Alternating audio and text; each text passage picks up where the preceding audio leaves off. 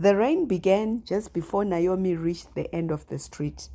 Not the violent kind that arrived with thunder and wind, but the quiet kind, the kind that carried memory with it. She slowed the car as the familiar house appeared through the misty evening. Small, silent, waiting.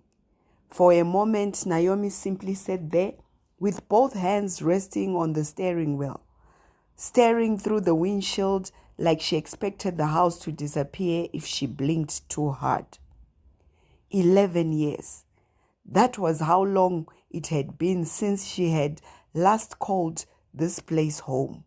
11 years since she had walked through that front door carrying laughter instead of grief. 11 years since Lydia was still alive enough to stand on the porch with open arms and say, "You came home, my girl." Naomi swallowed hard and looked away. The porch light was still there, flickering exactly the way it used to. Everything about the house looked untouched, as though time itself had refused to disturb Lydia's memory. A strange ache settled in Naomi's chest. She almost drove away. Honestly, she wanted to, because some places did not just hold memories. Some places held versions of yourself you no longer recognized. Lydia's house remembered everything. It remembered the little girl who used to sing worship songs in the kitchen while helping bake bread. It remembered the teenager who knelt beside the old sofa praying about her future. It remembered the young woman who once believed God answers prayers. Naomi barely recognized that girl anymore. Life had taken her somewhere darker, somewhere colder. After a while, disappointment had a way of changing the sound of God's name inside a person's heart. The rain tapped gently against the roof of the car. Naomi closed her eyes and whispered, "Just get it over with." The funeral had been 3 weeks ago, 3 long weeks. She had managed to avoid coming back until now by pretending she was too busy handling paperwork and legal matters. But the truth was simpler. She was avoiding the silence, because silence forced people to hear things they spent years trying to drown out. Finally, she grabbed a bag, stepped out of the car, and walked towards the house. The wooden steps creaked beneath her feet exactly the same way they used to. The sound nearly broke her. Lydia once said, "A house speaks when love has lived inside it long enough." Naomi never understood that until now. The front door opened with resistance, as though it had forgotten how to welcome strangers. Dust lingered softly in the air. The scent hit her immediately. Old books, lavender, and faint traces of anointing oil. Her throat tightened unexpectedly. Nothing had changed. The family had cleaned after the funeral, but Lydia's presence still clung to the walls like warmth after sunlight. Naomi stepped slowly into the living room. Everything sat exactly where Lydia left it. The floral couch, the tiny lamp beside the window, the knitted blankets folded neatly over the chair, and there, resting quietly on the table beside the couch, was Lydia's Bible. Naomi froze. Something about seeing it there unsettled her deeply. That Bible had once terrified her in the best way, not because Lydia used it to condemn people, never that. Lydia carried scripture like a person carrying water to thirsty souls. Gentle, patient, loving, but somehow powerful enough to make people confront the truth about themselves anyway. Naomi remembered waking up some nights at 2 a.m. and hearing Lydia praying softly in the next room. Not loud, dramatic prayers, just steady ones. The kind that sounded like conversations between old friends. Sometimes Naomi would sit quietly outside the door listening. Every single time Lydia mentioned her name, protect Naomi. Guide her. Keep her heart soft. Do not let pain make her forget who she is. Naomi looked away quickly as emotion rose painfully inside her chest. She walked deeper into the house, trying to escape the memories, but every room carried echoes. The hallway still held tiny scratch marks from when she rode a bicycle indoors as a child. The kitchen still had the old clock that ticked slightly too loud. Even the curtains were the same. It felt unnatural, like stepping into a memory frozen in time, waiting for her return. When she finally reached Lydia's bedroom, she hesitated at the doorway before stepping inside. The air somehow felt heavier there. Sacred. That was the only word Naomi could think of. Sacred.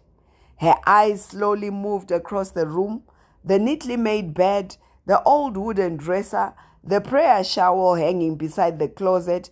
Then she saw the chair near the window. Lydia's prayer chair. Naomi stopped breathing for a second. Countless mornings, Lydia had sat there before sunrise with her Bible open across her lap. That chair had witnessed tears, worship, fasting, prayers, and battles nobody else ever saw.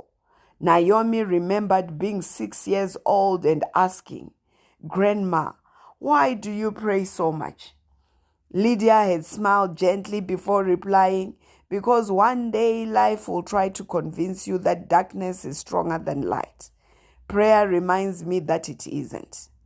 The memory struck Naomi harder than she expected. She quickly turned away and walked towards the dresser instead. Old photographs were stacked neatly inside small boxes. One showed Naomi at 12 years old, smiling beside Lydia after church. Another showed her mother Julia laughing in the kitchen years before sickness and bitterness hollowed her eyes. Then Naomi picked up another frame. Jonathan, her father. Instantly her expression hardened. She placed the frame face down. Some wounds never healed cleanly. Some simply learned how to stay quiet. Naomi sat slowly on the edge of the bed, exhaustion suddenly crashing over her. Not physical exhaustion, soul exhaustion. The kind sleep could not fix, the kind created by years of pretending you were fine while slowly breaking inside. She leaned forward and covered her face with trembling hands. "What happened to me?" she whispered. No answer came. Only rain, only silence, only memory. For years, Naomi blamed everyone else, the church, people, life, and especially God, because it was easier to call heaven silent than admit disappointment had made her stop listening.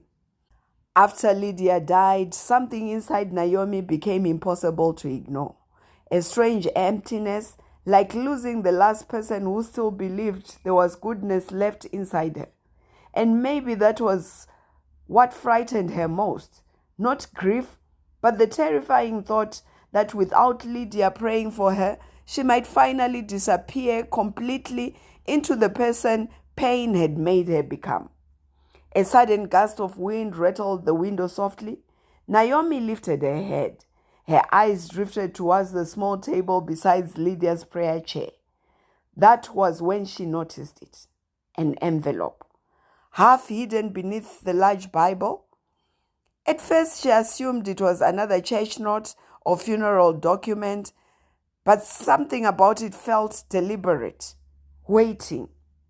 Naomi stood and walked towards the table. The envelope was cream-colored and slightly worn at the edges. Her fingers trembled as she pulled it free. Then she saw the handwriting, Lydia's handwriting, small, neat, familiar. Naomi stared at the front of the envelope as emotion climbed violently into her throat. 2 words were written across it. For Naomi. The room suddenly felt small, too quiet, too alive.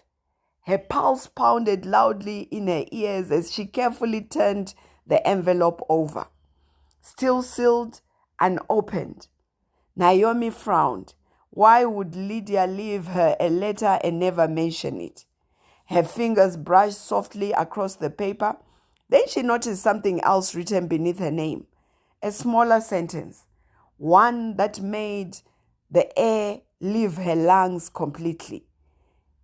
If you are reading this, then heaven has not given up on you. Naomi stared at the words again and again, and somehow, for the first time in years, she felt something crack open inside her soul. Before we continue with this story, I just want to say thank you for listening this far. If this story is already speaking to your heart, make sure you don't miss what happens next, because everything is about to change from here. I would love to know where you're watching from and what name you would give the main character if you had to choose one for yourself. Drop it in the comment section and let's connect there.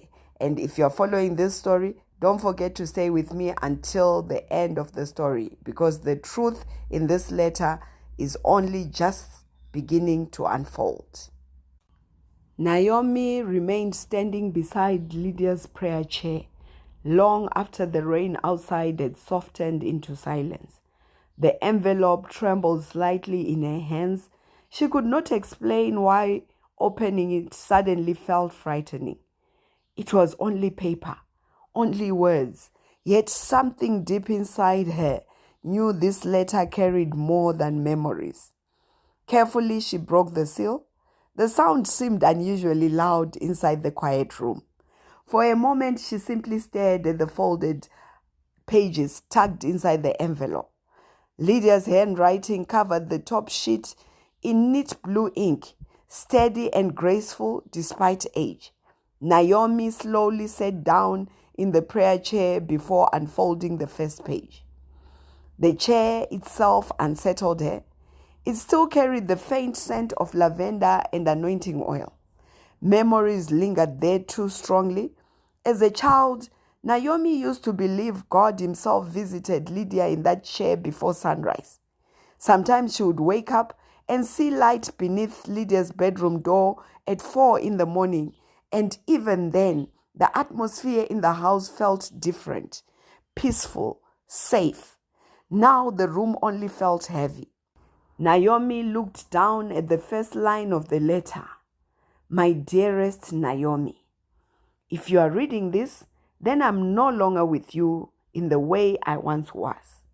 But do not think for a second that heaven has abandoned you simply because life became painful. Naomi's throat tightened immediately. She continued reading. There are things I prayed you would never have to carry. But pain has a way of entering even the lives we cover most carefully in prayer. If suffering could always be prevented, then even Jesus would have avoided the cross. Yet God still brings purpose out of broken things. Naomi lowered the paper slowly. Already she hated how deeply the words were reaching her. She stood abruptly and walked towards the window.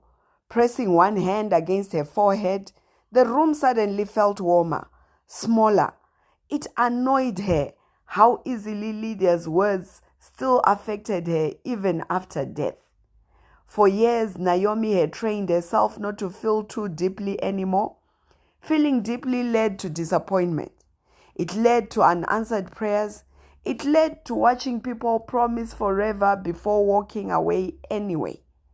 She looked out at the rain-soaked street and swallowed hard. Then, against her better judgment, she returned to the chair and kept reading. I know there are days you have questioned God in secret, days you smiled in front of people while silently asking heaven why your prayers sounded like echoes returning unanswered. I know there were moments you sat in darkness, wondering if God had forgotten your name. Naomi froze. A cold chill slowly moved through her chest. Nobody knew that. Nobody. Not the nights she sat alone in her apartment staring at the ceiling, angry at God for remaining silent while everything inside her collapsed. Not the nights she cried herself to sleep, after pretending all day that she was fine.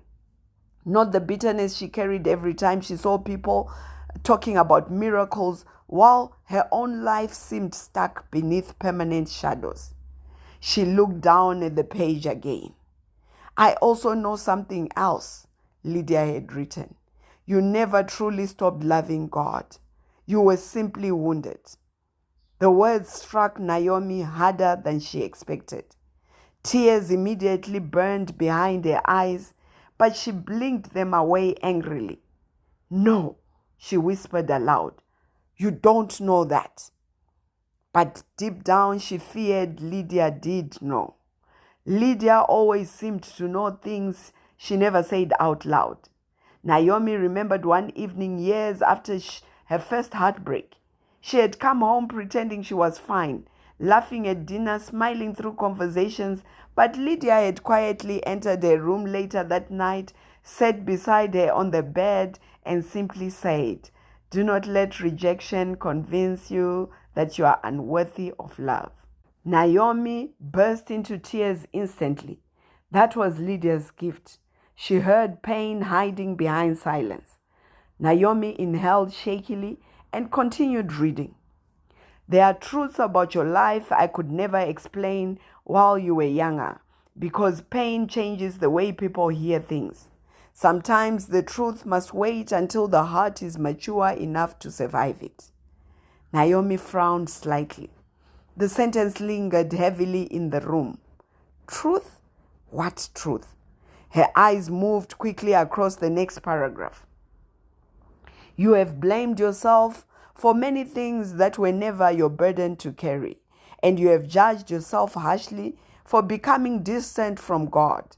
But Naomi, wounded people do not always run because they are rebellious. Sometimes they run because disappointment convinces them they are safer emotionally disconnected than hopeful again. Naomi lowered the paper into her lap. A strange exhaustion settled over her chest, because that was exactly what happened. At first, she did not intentionally walk away from God. It happened gradually. It happened quietly. Prayer became occasional. Worship became uncomfortable. Church became exhausting. Eventually, she stopped expecting God to speak at all. And the terrifying thing was how normal the emptiness eventually became. She leaned back into the chair, staring blankly at the ceiling. The rain outside had completely stopped now. The silence in the house deepened. Naomi looked around the room, slowly, almost expecting Lydia to walk through the doorway, carrying tea and speaking softly the way she always did. But the room remained still, dead still. The realization reopened the grief she had spent weeks avoiding. Lydia was truly gone. The last person who consistently prayed for her was gone. The thought hollowed her chest. Naomi quickly returned to the letter, desperate to distract herself from crying. Then another paragraph caught her attention. There is something I must confess before I leave this world. For years I prayed that your anger towards God would not harden permanently into unbelief, because bitterness is dangerous when it remains too long inside the soul. It slowly changes how people see love. It slowly changes how people see truth and even themselves. Naomi's breathing slowed. Every sentence felt less like reading a letter and more like someone opening doors she had locked years ago. Then her eyes landed on another line. You believe your father abandoned you willingly. That is not the full story. Naomi stiffened instantly. The room suddenly felt cold again. Her hands tightened around the paper. Jonathan. Even hearing his name in her thoughts irritated her. Her entire childhood was marked by his absence. Missed birthdays, empty promises, long silences. Watching Julia slowly become more bitter every year because of wounds she refused to discuss openly. Naomi spent years convincing herself she no longer cared. But anger rarely dies. It simply learns how to stay quiet until something disturbs it. Slowly, Naomi continued reading. One day you will understand why certain things were hidden from you. Not because you were unloved, but because broken adults sometimes make fearful decisions while believing they are protecting children. Naomi frowned deeply. What did that even mean? She quickly flipped through the remaining pages, searching for explanations, but Lydia's words suddenly shifted direction. Instead of answers, the next pages contained prayers, actual prayers. Dates were written besides each one. Some were from 15 years ago, some from 10, some only months before Lydia died. Naomi stared at them in disbelief. Every page carried prayers about her life. Lord, do not allow Naomi's pain to destroy her tenderness. Send people who remind her who she is. When she feels abandoned, remind her she is still sin. Protect her future children from inheriting hidden wounds. Teach her that silence from heaven is not absence. Naomi covered her mouth as tears finally escaped down her cheeks. She could barely breathe. Lydia had been praying for her all these years, even while Naomi was running from everything spiritual. Then she noticed one final prayer near the bottom of the page. The date beside it was only 3 days before Lydia died. Naomi's vision blurred as she read, Father, if Naomi ever finds this letter, let it reach her at the exact moment her heart is ready to return to you. The tears came harder now. Naomi pressed the paper against her chest as grief, guilt, exhaustion, and longing collided violently inside her. For the first time in years, she did not feel angry, only tired. Tired of pretending she was okay, tired of carrying bitterness, tired of acting emotionally numb while slowly breaking inside. A sudden breeze drifted through the slightly open window beside her. The pages in her hands shifted softly. Then something small slipped from between the folded papers and landed quietly on the floor. Naomi frowned and bent back to pick it up. It was an old photograph. Her breath caught instantly. It was a picture of Lydia standing beside Jonathan, and written across the back in Lydia's handwriting were the words that made Naomi's entire body go still. You were told he left, but this is not what happened. Before we continue with this story, I just want to thank you for listening. If this story is already speaking to you, make sure you don't miss what happens next, because everything is slowly beginning to unfold and nothing is as simple as it first seemed. I would love to know what stood out to you in this part of the story, what part touched you the most, or what made you pause for a moment. And also, let me know where you're watching from. I really enjoy reading your comments and connecting with you there. If you're following this story, stay with me because the next part carries even more depth. The truth is only just beginning to surface. I will see you in the next part. Naomi stared at the photograph for a long time without moving. Her fingers tightened around its edges as though she were afraid it might disappear if she loosed her grip. Lydia stood beside Jonathan, smiling softly at the camera, her hand resting gently on his shoulder. He looked younger than Naomi remembered him, happier too. There was no distance in his eyes, no sign of the cold, careless man Naomi had spent imagining in her mind. The words written behind the photograph unsettled her more than she wanted to admit. You were told he left, but that is not what happened. Naomi leaned back slowly into Lydia's prayer chair, her thoughts spinning violently. For years she had built her life around certain truths. Jonathan abandoned them. Julia suffered because of him. Naomi grew up fatherless because he chose to disappear. Those beliefs had lived inside her for so long that they no longer felt like opinions. They felt permanent, untouchable. But now doubt had entered the room, and doubt was dangerous.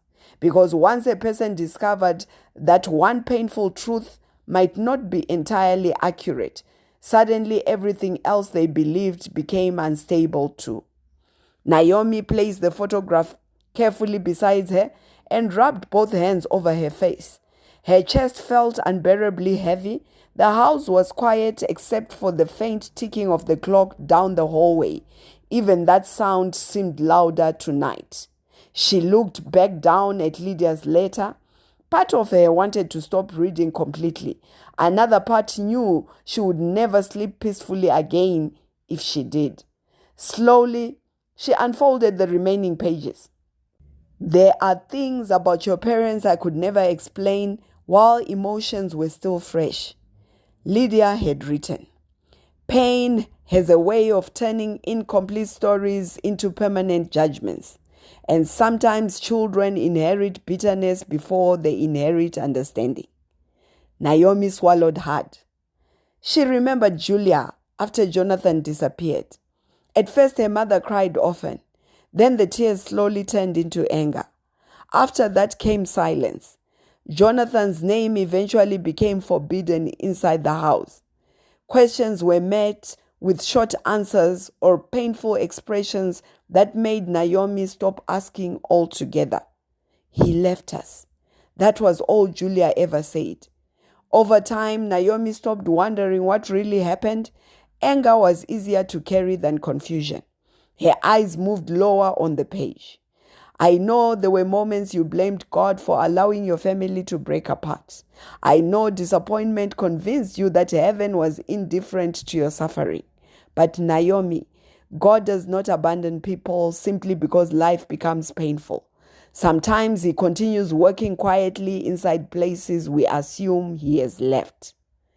Naomi lowered the page into her lap again. That sentence lingered painfully inside her chest because deep down she knew it described her perfectly. She had spent years interpreting silence as abandonment. When prayers seemed unanswered, she assumed God had stepped away. When relationships failed, she assumed heaven no longer cared. Eventually, disappointment became the lens through which she viewed everything spiritually. And yet, sitting inside Lydia's room now, surrounded by years of hidden prayers, Naomi could no longer honestly say God had completely abandoned her. Lydia had been praying all along, even when Naomi stopped believing, even when she stopped attending church, even when bitterness hardened parts of her heart. The realization disturbed her emotionally because it forced her to confront something she had spent years avoiding. Maybe God's silence did not mean absence after all. A sudden wave of exhaustion passed through her body. Naomi carefully folded the pages together and rested her head against the back of the chair. Her eyes drifted slowly around the room. The dim lamp near the bed cast soft shadows across the walls, making everything feel suspended somewhere between memory and present reality. Then her attention shifted towards the old bookshelf near the corner. A small music player sat there, covered lightly in dust. Naomi frowned. Lydia used to play worship music every morning while cleaning the house. Soft hymns filled nearly every room when Naomi was growing up. Back then, the sound annoyed her sometimes. Now the memory hurt in ways she could not explain. Without thinking too much about it, Naomi stood up and walked towards the shelf. She pressed the power button absent-mindedly, expecting nothing to happen. Static crackled briefly through the small speaker. Then music began playing softly. Naomi froze instantly. It was the exact song Lydia used to sing while praying over her as a child. The familiar melody filled the room gently, carrying memories Naomi had buried beneath years of emotional survival. She suddenly remembered being sick at 8 years old, while Lydia sat beside her bag, stroking her hair and humming the same worship song quietly under her breath. She remembered nights filled with fear when Lydia prayed until peace returned to the atmosphere of the house. She remembered feeling safe. Naomi quickly turned the music off. The silence afterwards felt even heavier. Tears burned her eyes again, but this time she did not fight them immediately. Instead, she stood there, breathing shakily, while grief and longing tangled together inside her chest. "What am I supposed to do with all of this?" she whispered. No answer came, but strangely the room no longer felt empty. Naomi walked back towards the prayer chair slowly. As she sat down again, her eyes landed on Lydia's Bible still resting on the table. The worn edges, faded pages, and handwritten notes scattered throughout it suddenly felt deeply personal. Lydia had spent years inside those pages, praying for people, believing God heard her, even when circumstances looked hopeless. Naomi used to admire that kind of faith. Now she envied it. Carefully, she opened the Bible at random, mostly out of habit rather than intention. The pages fell naturally towards the middle. A folded piece of paper slipped slightly from between the chapters. Naomi frowned and pulled it free. It was not another letter. It was a handwritten scripture. Lydia had copied the verse neatly in blue ink years earlier. "Even when I walk through the darkest valley, I will not be afraid, for you are close beside me." Naomi stared at the words silently. Something about them broke through her defenses differently tonight. Maybe because darkness no longer felt theoretical to her. She understood emotional values now. She understood loneliness, disappointment, fear, and numbness. She understood what it felt like to smile publicly while privately falling apart. And perhaps for the first time in years, she quietly admitted something to herself. She was tired of carrying everything alone. The realization frightened her, because needing God again meant becoming vulnerable again. Hope itself felt dangerous after so many disappointments. It felt safer emotionally to remain distant than risk trusting heaven only to feel abandoned once more. But another thought rose quietly inside her heart. What if God never actually left? Naomi immediately shook her head as though trying to silence the question before it settled too deeply. Yet the thought remained there stubbornly. What if heaven had been quieter than she wanted, but not absent? She pressed her hands together tightly, staring down at the Bible resting in her lap. Memories flooded her mind, one after another. Lydia praying at sunrise, Lydia singing softly in the kitchen, Lydia placing oil on Naomi's forehead before school, saying, "May God guide your steps." Lydia whispering prayers outside Naomi's bedroom door after heartbreaks she thought nobody noticed. For years, Naomi assumed those moments belonged to a life she had outgrown. Now they felt like invitations she had never fully answered. The tears finally came without resistance this time, slow at first, then harder. Naomi lowered her head and cried quietly inside the room, while years of buried exhaustion poured out of her all at once. Not graceful tears, not controlled tears, the kind that come from carrying pain too long without rest. And somewhere inside the middle of that grief, another feeling appeared beneath the sorrow. Peace, small, gentle, fragile, but real. Naomi slowly lifted her head afterward, wiping her face shakily. Her eyes drifted back toward Lydia's letter one final time.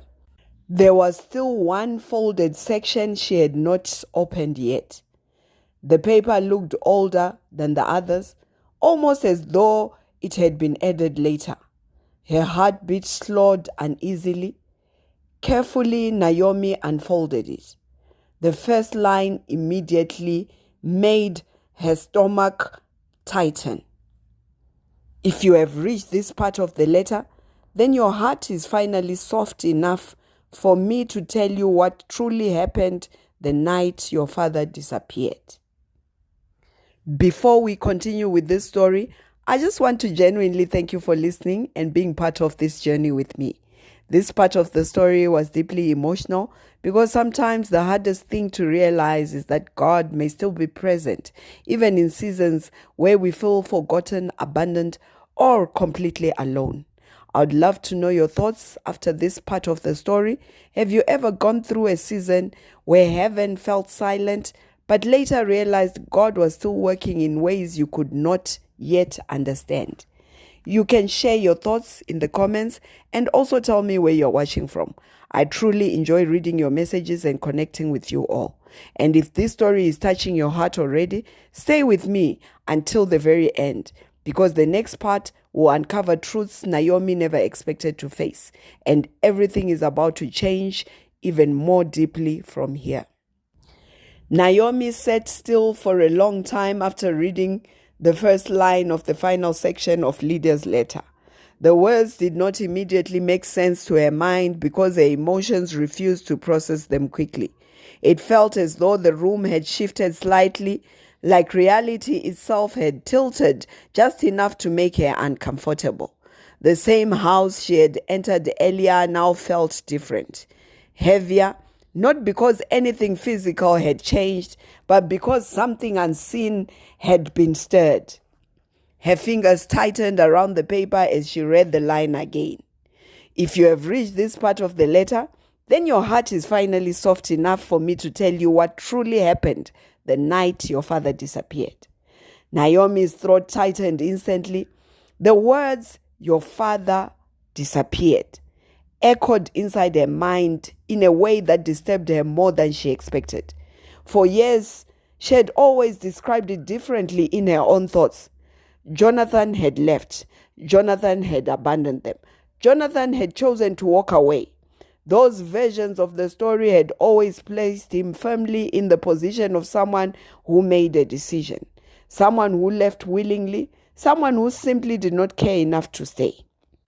But Lydia's wording did something unsettling. It suggested uncertainty. It suggested there had been more to the story than she ever told. Naomi exhaled slowly and forced herself to continue reading. "I know what you were told," the letter continued, "and I know what your mother carried after that night. But there are moments in life where fear, misunderstanding, and silence combine to create stories that feel true enough to live by, even when they are not complete." Naomi closed her eyes briefly. Julia, her mother. The thought of her brought back a flood of memories she had not fully processed in years. Julia had always spoken about Jonathan with a sharpness that came from pain. There had been nights when Naomi overheard her crying quietly in the kitchen, and other nights when anger replaced the tears entirely. But there had also been something else, something Naomi only understood much later in life. Julia never fully explained. She never fully opened the door to that part of the past. She only gave Naomi enough fragments to build her own conclusion. Naomi opened her eyes again and continued reading. "The night everything changed began like any other night," Lydia had written. "There was tension in the house, but not the kind that leads to endings. More the kind that comes from exhaustion, misunderstanding, and unspoken disappointment that had been building for years. Your father and your mother were not strangers to conflict by then, but that night was different in a way none of us understood at the time." Naomi leaned forward slightly, her attention sharpening despite the discomfort in her chest. The way Lydia described it did not match the simple story she had been told as a child. There had always been an assumption that Jonathan had walked out, packed his things, and left without explanation. That version had been clear, clean, and final, but Lydia's words were beginning to blur that certainty. "It was late," the letter continued. "You were asleep. Julia was upstairs. Your father was still in the living room? I remember because I was there. I had come to pray with your mother earlier that evening, but I stayed longer than I intended because I felt uneasy in my spirit. I did not yet understand why. Naomi paused. A strange sensation moved through her chest. Lydia had been there. That detail alone changed everything slightly. If Lydia had witnessed part of that night, then the story was no longer something distant or second-hand. It was something she had seen with her own eyes. I heard voices downstairs, Lydia wrote. Not shouting at first, just tension. Your father was speaking in a low tone, trying to explain something. Your mother was responding emotionally. There was pain in her voice. Naomi, deep pain, the kind that comes from feeling unheard for too long. Naomi frowned slightly. This version of Julia felt different from the woman she remembered in fragmented childhood memories. She had always imagined her mother as the hurt one and her father as the one who caused the hurt. But now, for the first time, she was being shown a moment where both of them were simply human, broken, emotional, and overwhelmed.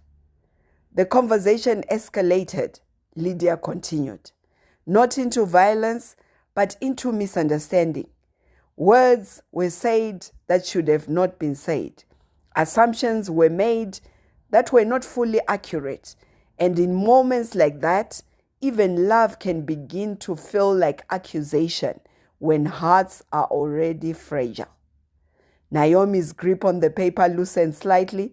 She could almost hear it now.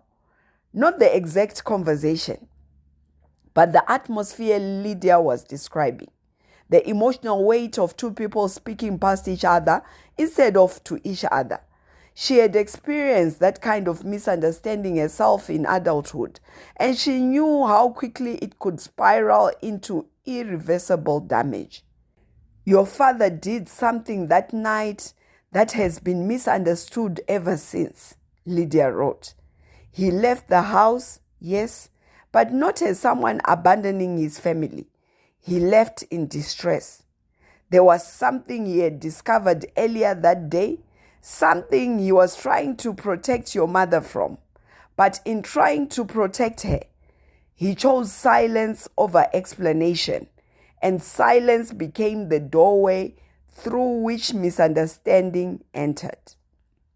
Naomi's breath caught slightly. Protect her. That phrase disturbed her more than anything else so far. It contradicted everything she had believed for years. Jonathan had not been someone who protected. He had been someone who left. Yet Lydia's words refused to align with that narrative. There was an accident shortly after he left, the letter continued, and Naomi immediately straightened in her chair. Not something dramatic enough to be spoken about openly afterward, but enough to change everything that followed. Your mother believed he had chosen not to return, and in her grief, she accepted that belief as truth because it was easier than living with uncertainty. Naomi's mind began to race. Accident, distress, silence, misunderstanding. None of these words belonged to the story she had grown up with. The foundation of her identity, the explanation for her father's absence, had always been simple. He left, but now simplicity was being replaced by complexity she was not prepared for. The truth was never properly spoken, Lydia wrote. Not because there was no truth, but because grief has a way of freezing conversations that should have been completed. And over time, silence became the only thing left that everyone agreed on. Naomi slowly placed the letter on her lap and stared down at it without reading for a few seconds. Her heart felt unsettled in a way she could not easily name. It was not just confusion. It was the collapse of something she had built her understanding of life upon. If Jonathan had not simply abandoned them, then what had she been carrying all these years? What had all her anger been directed toward? She looked towards the window again, needing something stable to focus on. But even the rain outside felt distant now. Everything inside her seemed to be shifting. After a long moment, she forced herself to continue reading the final part. I know this may feel like betrayal, Lydia had written, because the human heart prefers clear villains and clear victims. But life is rarely that simple. Your father did not disappear because he did not care. He disappeared because something happened that night that none of us were emotionally equipped to fully understand in that moment. Naomi's eyes began to sting again, but this time she did not resist it. The tears came slowly, not from immediate sadness, but from emotional overload. Years of certainty were dissolving, and in their place was something more fragile, uncertainty, mixed with the possibility that she had misunderstood a significant part of her own life story. She lowered her head slightly, pressing the fingers against her forehead. The weight of everything she had read began to settle deeper into her chest. It was not just about her father anymore. It was about how easily pain can reshape truth, how quickly silence can become interpretation, how often people build entire identities on incomplete information simply because no one ever returns to finish the story. A memory surfaced unexpectedly. She was a teenager sitting alone in a room after another argument with Julia about Jonathan. She remembered the frustration, the unanswered questions, the sense of finality that came with her mother's tone whenever the subject was raised. She remembered deciding quietly and firmly in her own heart that she would never look for more answers, because looking for answers meant reopening wounds that had already started to harden. Now those wounds were open again. Naomi slowly looked down at the letter once more. There was no more writing on this page, but her hands instinctively turned it over anyway, as if expecting something hidden. Nothing was there. Yet she could not bring herself to move immediately. The room felt different again. Not just heavy, but strangely unsettled, as though it no longer knew how to hold all the truths that had just been revealed inside. For the first time since arriving, Naomi did not feel like she was simply visiting a house full of memories. She felt like she was standing in the middle of a story that had been paused for years, waiting for her to finally hear the parts that were never said out loudly. Before we continue, I just want to thank you once again for listening to this story and walking through these emotional moments with me. This part of the story reminds us that sometimes the pain we carry for years is built on silence, misunderstanding, and truths we were never fully told. And sometimes healing begins the moment hidden things finally come into the light. I would really love to hear your thoughts after this part. Do you think Naomi is ready to fully forgive?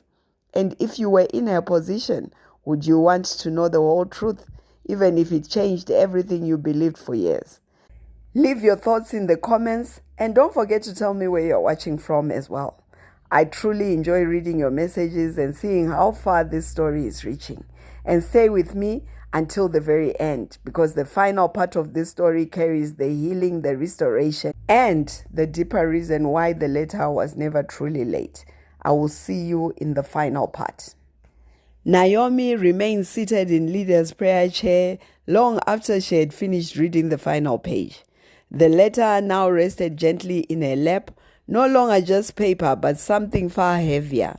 It felt like a bridge between two worlds, the life she had lived believing she understood, and the life she was only now beginning to see had always been more complex than she imagined.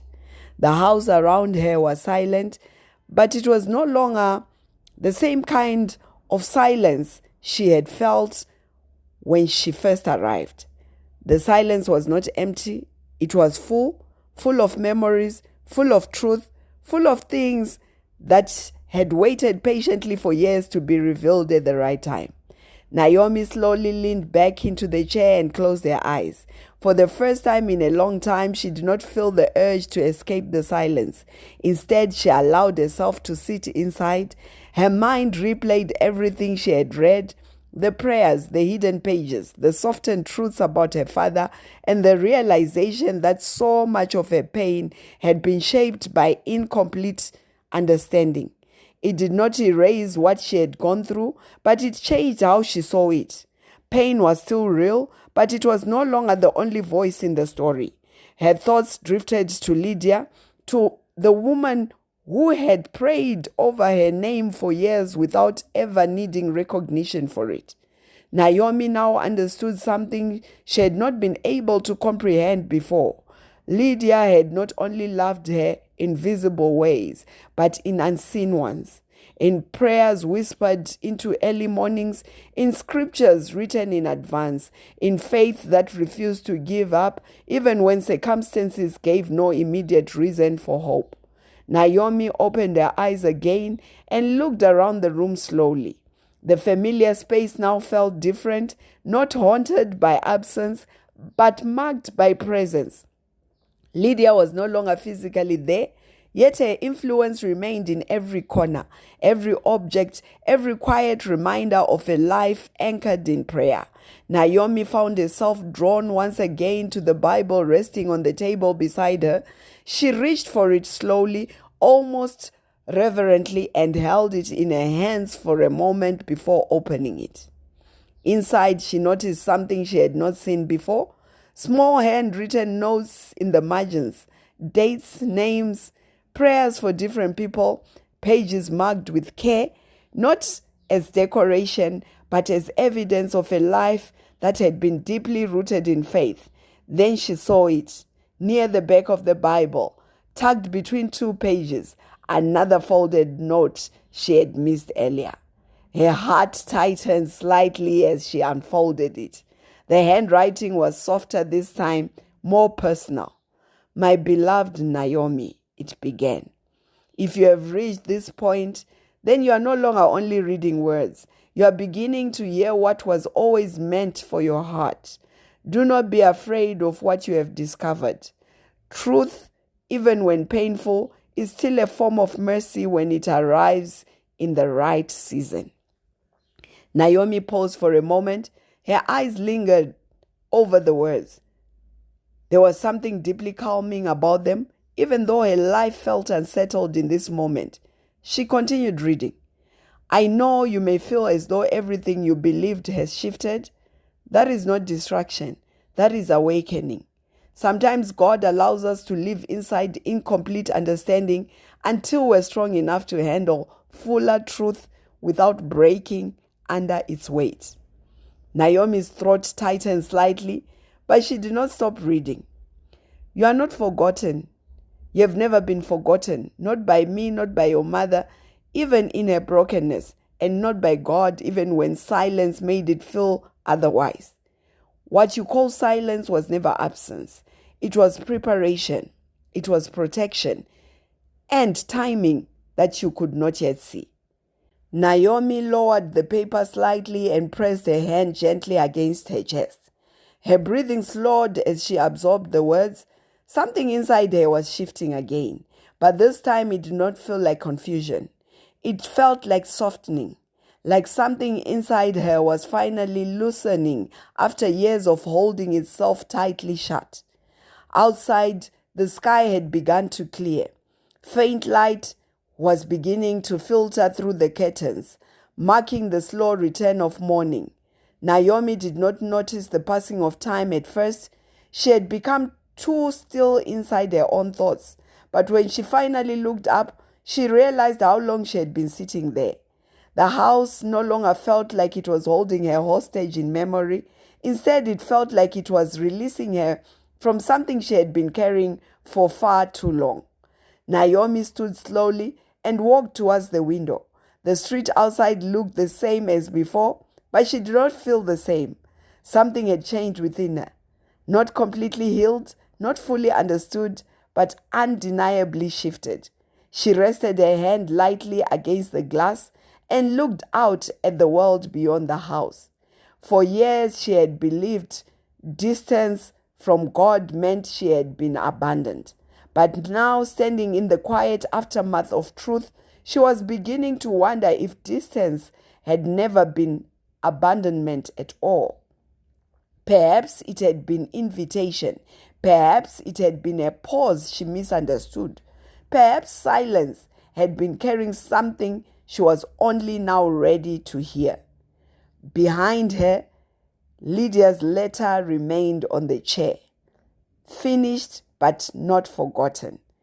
Naomi turned back slowly and picked it up once more, holding it close to her chest.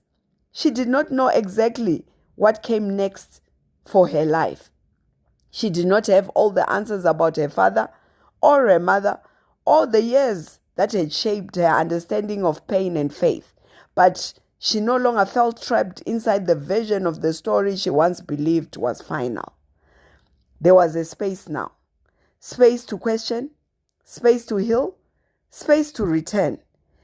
And for the first time in years, Naomi whispered into the quiet room, not as a statement of certainty, but as the beginning of something fragile and real.